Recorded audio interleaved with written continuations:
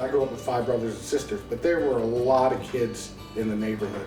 We were outside, constantly outside. This was my mother's father's farm, and my parents built a house down here in 1978, and subsequently 4 of us have lived down here now, 4 of the 6. Great place to raise kids. I couldn't ask for a better environment to raise my kids. You could go down 2 doors and feel as if that's your mom again, or you could trust them, and we'd play games throughout the day and night, and you'd leave the Monopoly there and then you go back in a couple of days. So we had a very supporting community. That's what I think every area needs.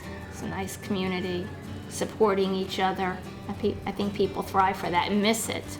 Most people always want to do the right thing, but they just don't know how to do it. So if you can take the next step and take the initiative and take the effort, make the investment.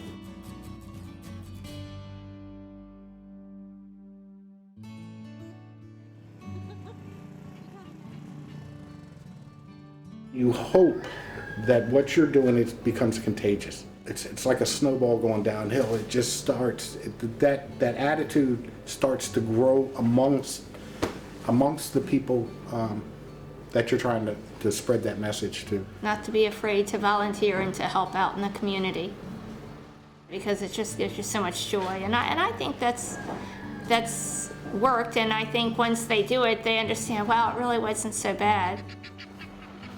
Oh. That ain't for us.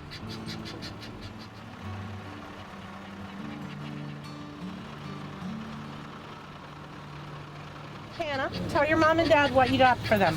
A bed. What kind of bed? Comfort Peter. I thought the guy had made a wrong turn. Well, I guess speechless is probably the best word I could use. I don't know what to think. Still trying to figure it out and wrap my arms around it. I knew my little baby had something to do with it. Well, it wasn't until everyone started going over to the truck and talking to him, and I'm like, well, wait a minute, what's going on here? Well, I stepped up in that truck. He says, Jarboe's. I said, yeah. I said, but who are you looking for? I said, where's your ticket? He says, Hannah. And I had to look back, and I looked at Hannah, and what have you done? As my wife said it best earlier, you know, if you give, you get. And it all comes back at you.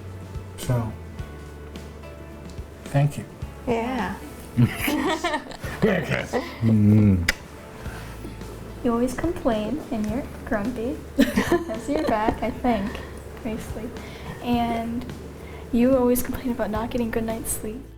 I was kind of like sad about not being able to tell them, but I was happy once they found out. Now you two have great jobs, you make great money, but you're also spending a lot of money and investing in our community's next generation. So everybody wins.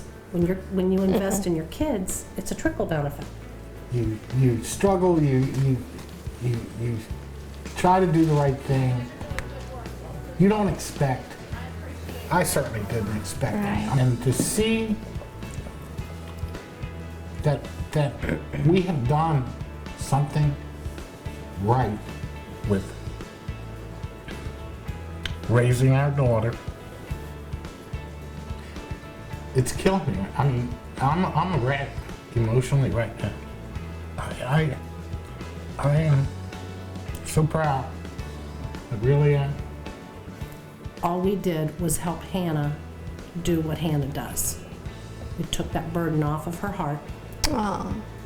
She still gets to volunteer and do the things that she loves to do. But now she has, now she understands that when you work hard at what you're supposed to do, there's a payoff. And the payoff isn't always money. It's the dream. It's giving her what she wanted. Thank you. And thank you, Jan. I was a little bit nervous that they would be upset. And the funny thing is, when I took myself out of the whole equation and I just handed it to Hannah and said, all I'm doing is connecting the people. This is your project. Richard's and Laura's story, their story was so powerful and so moving to me that it just makes me know that this is what I'm supposed to do. It just help people, just, you know, and capture the moment, because then it becomes a story, and everybody's got a story.